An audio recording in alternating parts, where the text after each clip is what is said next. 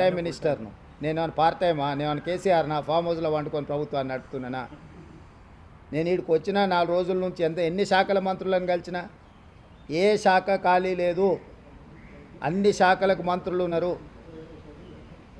నా దగ్గర ఉన్న శాఖలకు నేను క్రియాశీలక మంత్రికి ఏమైనా పరీక్షలు నిర్వహించకుండా వదిలేసినామా? 10th క్లాస్ ఎగ్జామ్స్ నిర్వహించలేదా? ఇంటర్మీడియట్ ఎగ్జామ్స్ నిర్వహించలేదా? ఇంజనీరింగ్ ఎగ్జామ్స్ నిర్వహించలేదా? పరీక్షల ఫలితాలు విడుదల చేయలేదా? ఎక్కడైనా గతంలో జరిగినట్టు ఏమైనా లోపాలు జరిగినాయా? నీట్ కానీ డిఎస్సి నోటిఫికేషన్ కానీ ఏ పరీక్షలు ఆంధ్రప్రదేశ్లో ఇప్పటివరకు ఎంసెట్ రిజల్టులు కూడా ఇవ్వలే. మేము ఆల్రెడీ ఫలితాలు ప్రకటించేసి భవిష్యత్ కార్యాచరణ కూడా స్పష్టంగా చెప్పినాము. ఇప్పటి వరకు మీ ద్వారా సూటిగా నేను సవాల్ విసురుతున్నా.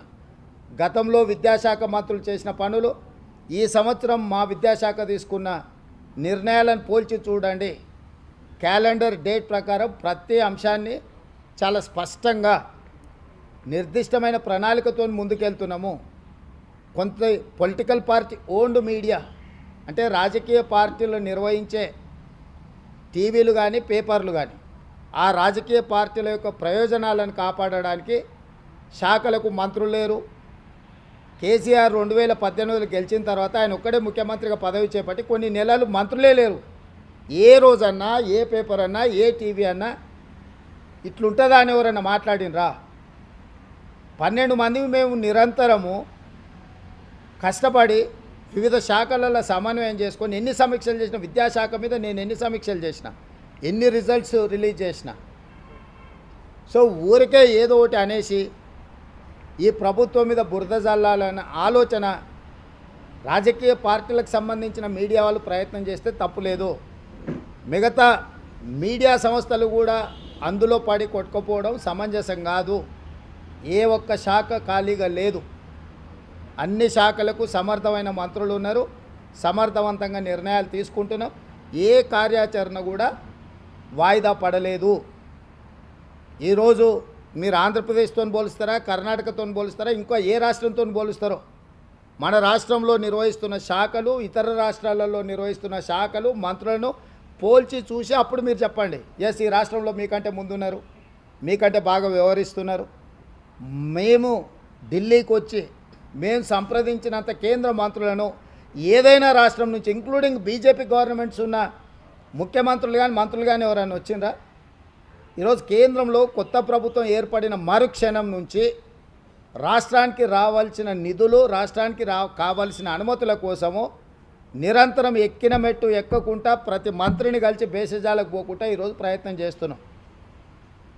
మా మంత్రివర్గం మొత్తం ఇక్కడ ఉండి సంబంధిత శాఖ కేంద్ర మంత్రులను కలిసి రాజకీయాలు ఎన్నికలు అయిపోయినాయి, ఇప్పుడు అభివృద్ధి ధ్యేయంగా ఈరోజు ప్రతి శాఖకు సంబంధించిన మంత్రులు ఇక్కడ వచ్చి కూర్చొని కేంద్రంలో బీజేపీ వాళ్ళు కూడా మంత్రుల అపాయింట్మెంట్స్ తీసుకోలే, మేము వచ్చి అపాయింట్మెంట్స్ తీసుకొని మేము కార్యాచరణ మొత్తం తీసుకొని ముందుకు వెళ్తున్నాము.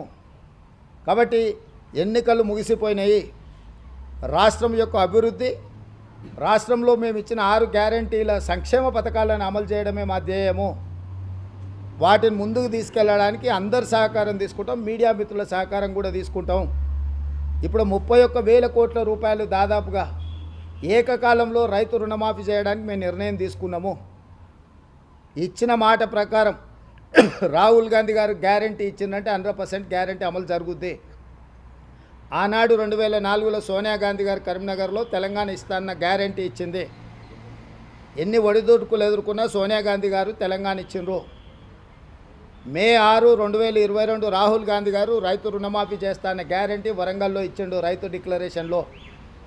ఈ గ్యారంటీలను అమలు చేయడానికి మేము అహర్నిశలు కష్టపడుతున్నాము, పరిపాలన దారిలో పెట్టినాము. ఎక్కడ ఎలాంటి గందరగోళ పరిస్థితులు లేవు.